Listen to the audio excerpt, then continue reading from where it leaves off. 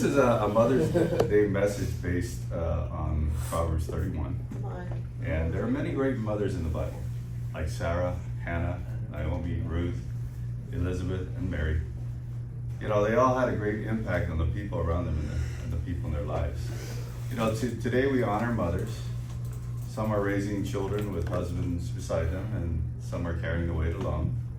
And some are spiritual mothers, grandmothers, adopted mothers, and mother figures who have poured out a lot of love into others. And while every story is different for everyone, one truth remains. A godly mother impacts people, and their impact is immeasurable.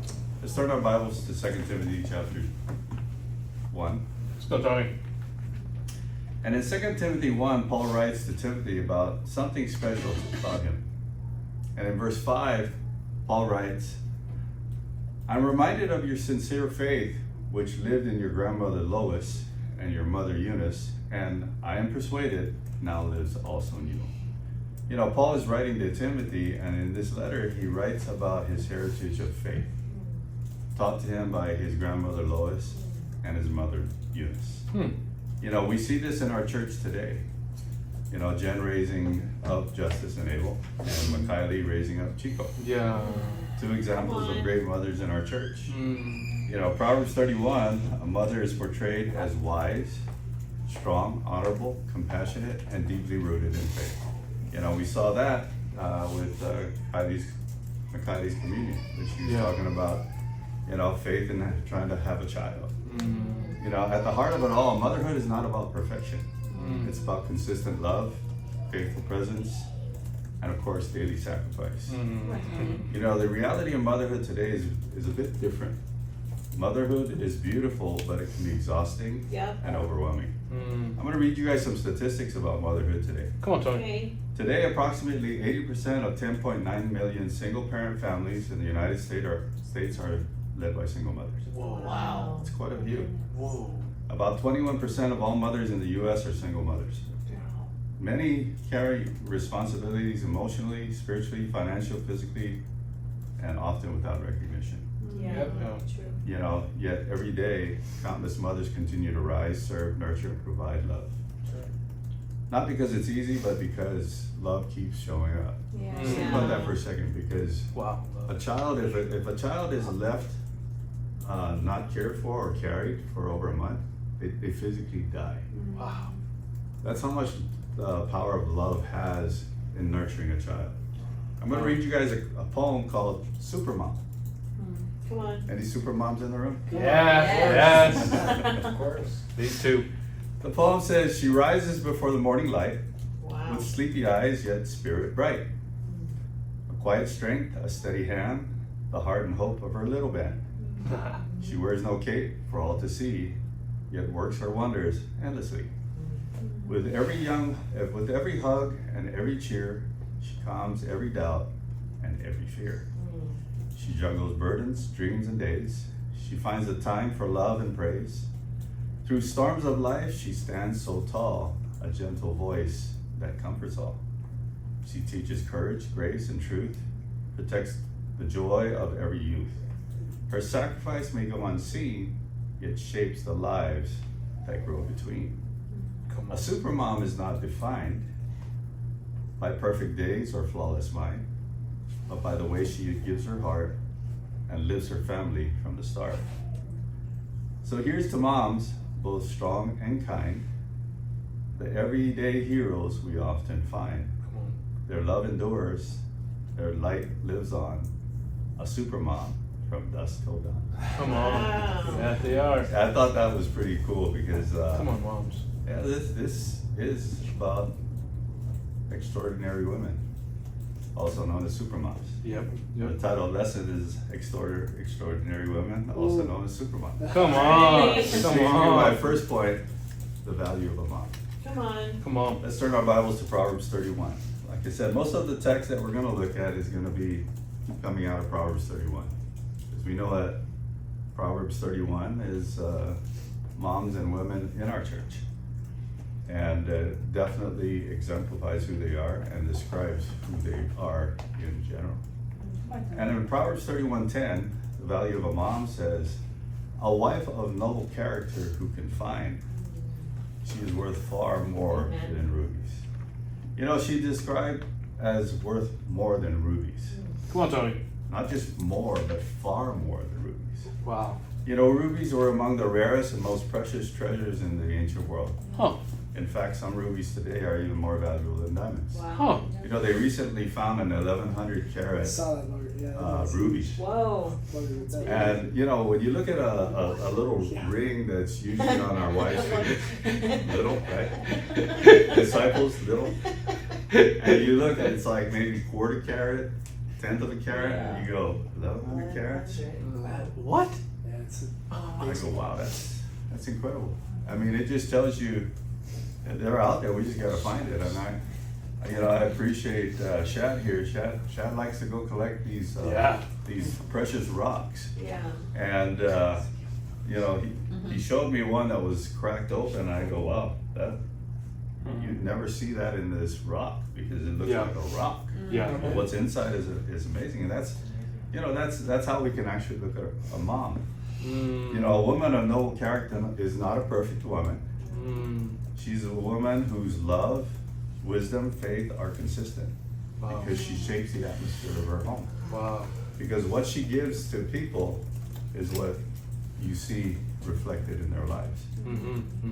She is dependable, faithful, trusted, and respected. The value of a godly woman are immeasurable because her influence cannot be bought, her sacrifice cannot be repaid, her love leaves a strong lasting legacy, and that's why we imitate some of these things that they did.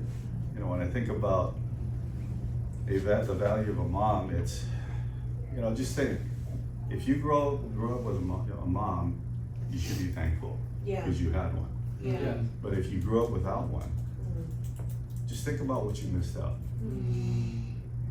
That's the value that you're missing out on. And so, Come on. the value of a mom is priceless. Wow. Wow.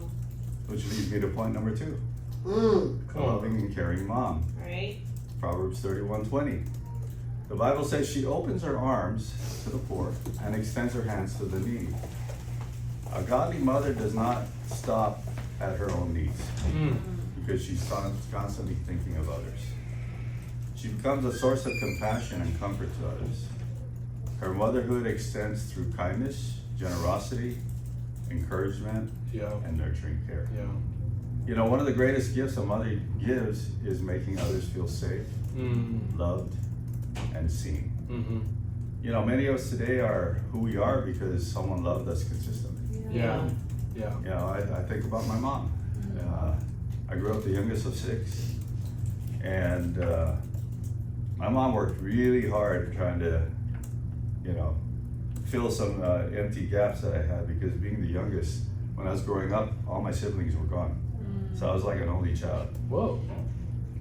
And so she tried her best to really show a loving and caring mom. Come on, Tony. You know, it was pretty challenging to grow up without siblings around you, but at the same time, it did present its challenges, and but my mom tried to fill those gaps.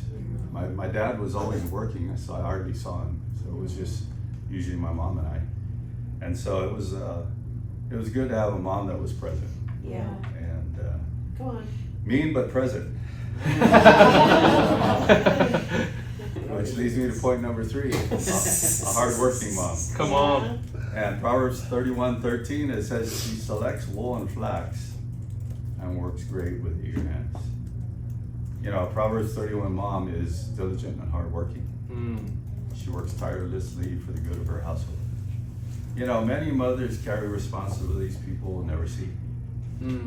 Managing the home, caring for the children, providing emotionally. Think about this one, praying quietly. Wow. And sacrificing personally.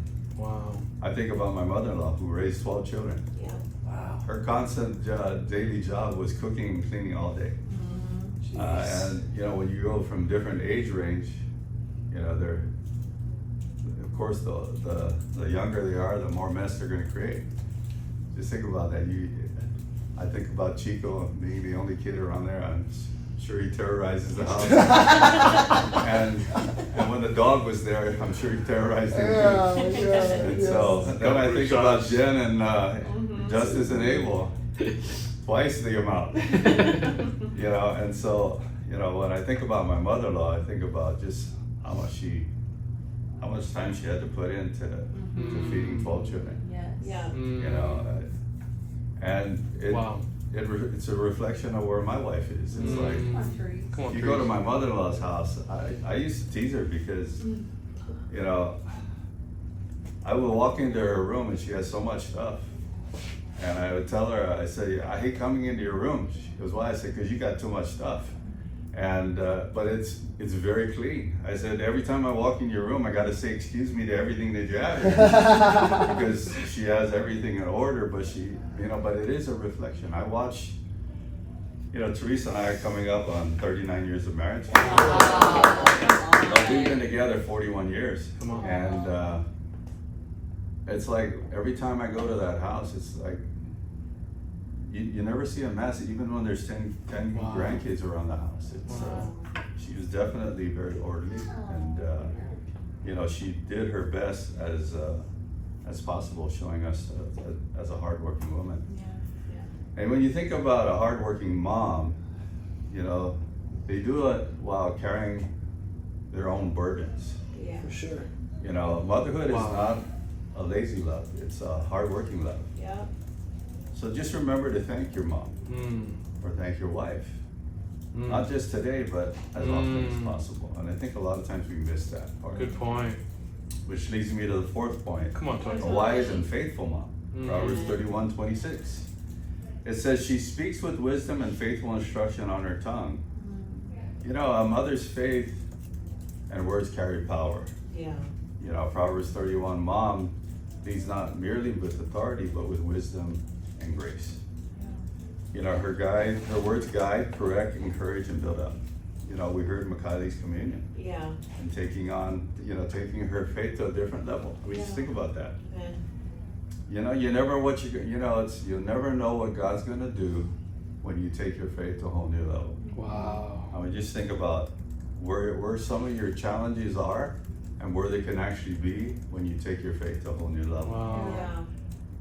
You know, I wrote this down. Some of the strongest lessons children remember are not lectures, but the repeated spoken words of love over time. Come on. I mean, you know, I know growing up, I could still hear my mom. Do this, do that, do this, do that. And that's what it means to it's not the lectures, it's the spoken words with love over time. Come on. A wise mother helps shape the heart of the family. Which leads me to my fifth and final point. I'm actually taking a cue from Rick's preaching. Short, sweet, Come on. and So fun. you know, something to remember. Come on, bro. Proverbs 31:30. It says, charm is deceptive and beauty is fleeting, but a woman who fears the Lord is to be praised. So the fifth point is a woman who fears the Lord. You know, this is the foundation of everything. You know, beauty fades, achievements pass, and seasons change. Wow. But a woman who reveres God builds her life on something eternal. 2 Corinthians 4:18 says, so we fix our eyes not on what is seen, but on what is unseen, since what is seen is temporary, but what is unseen is eternal. You know, and her relationship with God shapes her decisions, her priorities, her character, and her level of influence. Her greatest strength is not perfection, but in her faith. You know, this is my wife. I just think about my wife, and I think about a woman who fears the Lord. Come on. You know, a woman who fears the Lord is going to love God more than she's going to love you. And that's one of the things that I appreciate about my wife. She definitely takes her, everything, all her decisions, she takes to prayer. Come on. And that's just because she fears God. And when you think about life in general and just the challenges that we go through, it's usually especially for brothers, this is not our first. It's not our first thought. Do we really fear God? Yeah, but having a wife around that fears God really is a good reminder for me that I need to stay in that place. Come on. And in closing, To every mother here, thank you so much for Yes. the sacrifice no one saw, the Yeah. prayers no one heard, Mm. the tears no one saw, and the love you continue to give even when you're tired. Amen. God sees it all, and your impact reaches further than many of us realize. Yeah. And final thoughts, the greatest gift mothers give today are not only appreciation with words, but to honor them in the way that they live. Yeah. A supermom is not a woman who does everything perfectly. Come on, Tony. She's a woman who continues to love, serve, and trust God faithfully day after day. Come on. And that kind of woman is truly priceless. Come on. Amen. Man. Come And to on. God be all the glory. Come Come on. on, Tony.